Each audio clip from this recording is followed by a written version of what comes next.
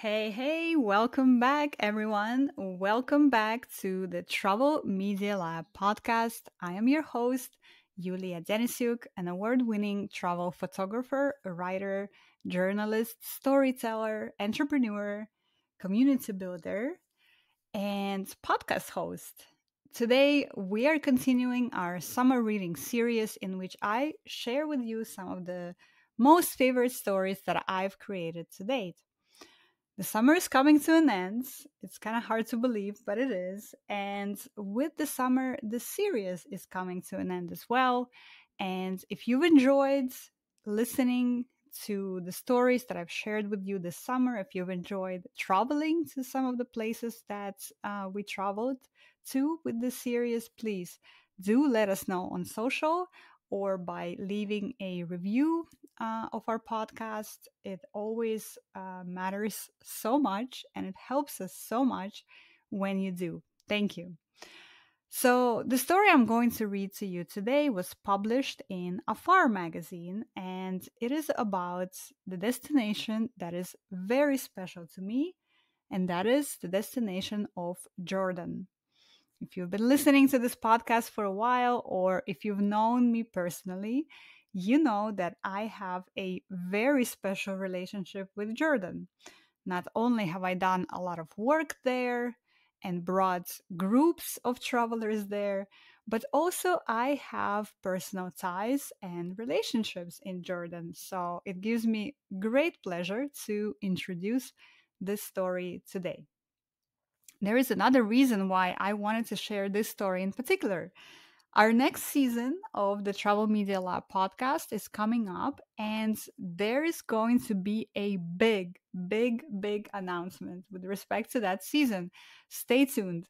All I can say right now is that it also has something to do with Jordan.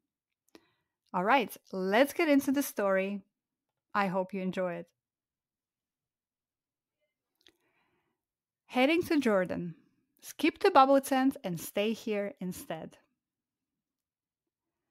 Search the luxury camp tag on Instagram and inevitably you'll come across a stunning scene.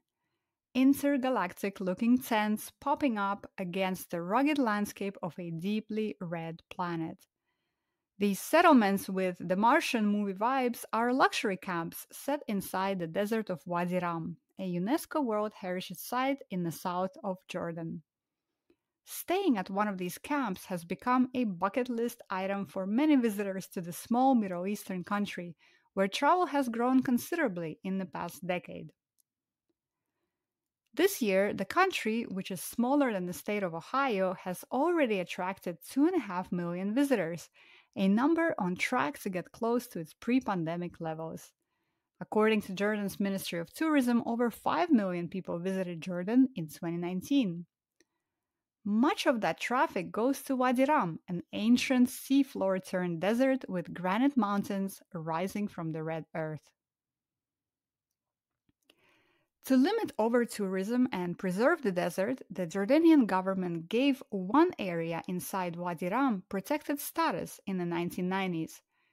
But it also caused the rest of the desert to become more crowded as the interest in the site continued to grow. Driven in part by the popularity of luxury glamping camps on Instagram, bubble tents built by outside investors are everywhere. At one count, they represent a quarter of all accommodations in Wadi Rum, and that number is growing. But there is another lodging option that supports the local community and the desert itself, a traditional Bedouin camp.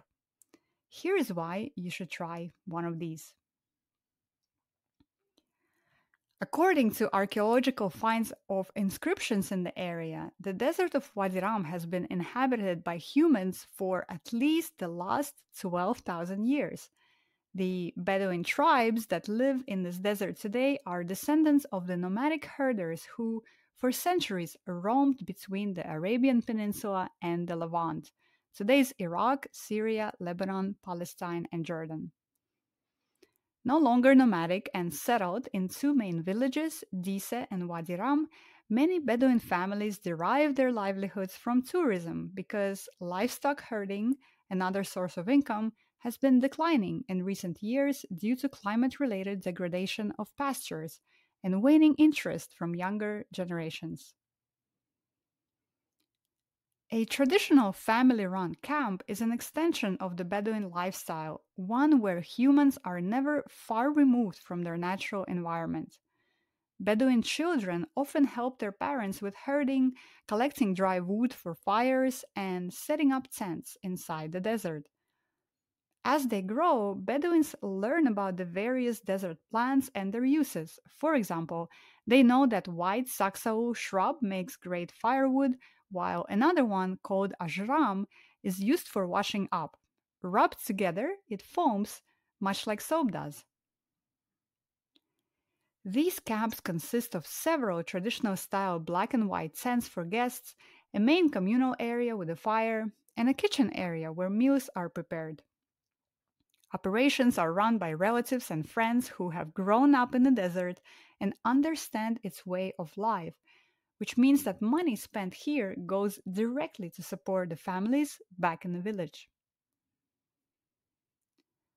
While a traditional portable Bedouin tent essentially has no hard walls, allowing air to move freely, a modified tent used to host guests at Bedouin camps features a square or rectangular shaped iron structure insulated by cloth material for privacy and covered by the black and white goat hair fabric on the outside.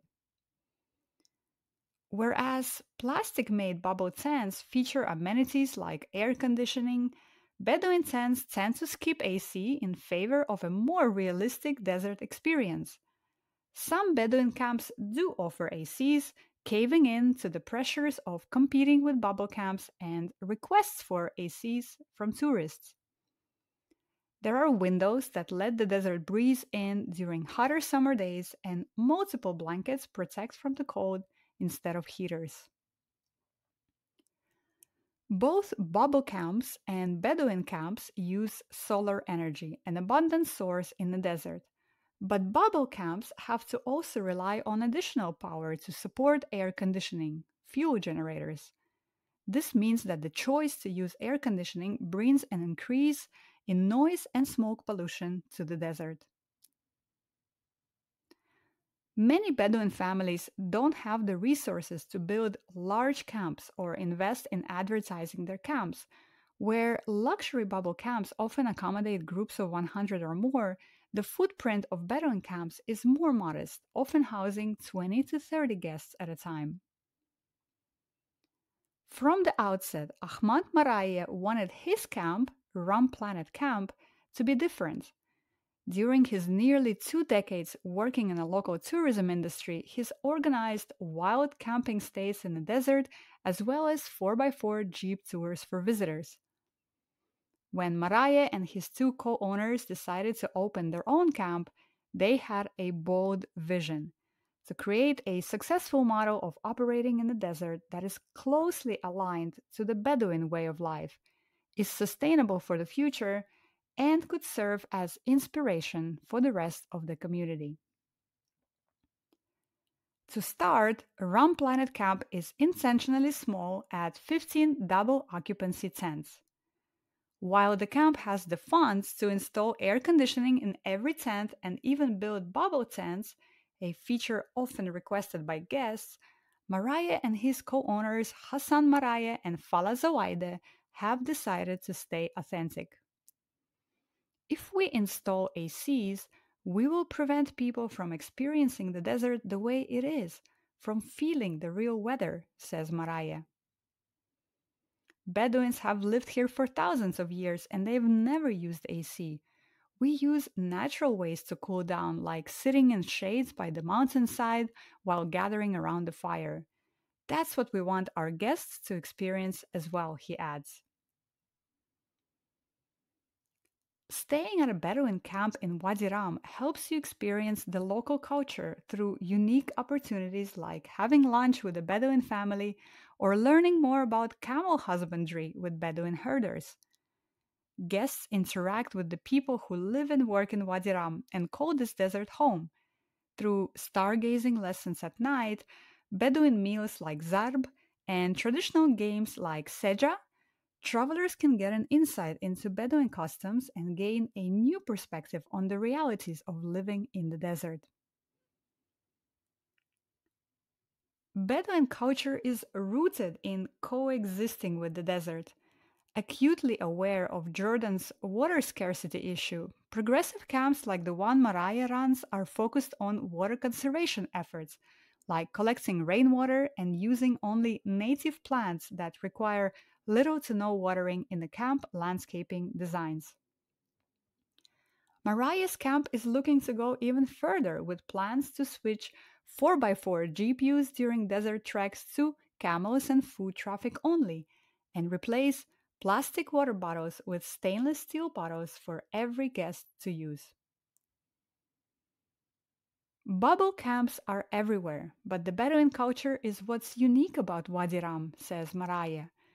If you want to know more about the Bedouins and our way of life, you should stay at a place that belongs to this area. Otherwise, why come here at all? All right, that is our story for today. I hope you've enjoyed listening to it. And if you're interested in checking out the actual article, we will link to it in the show notes. So definitely check it out.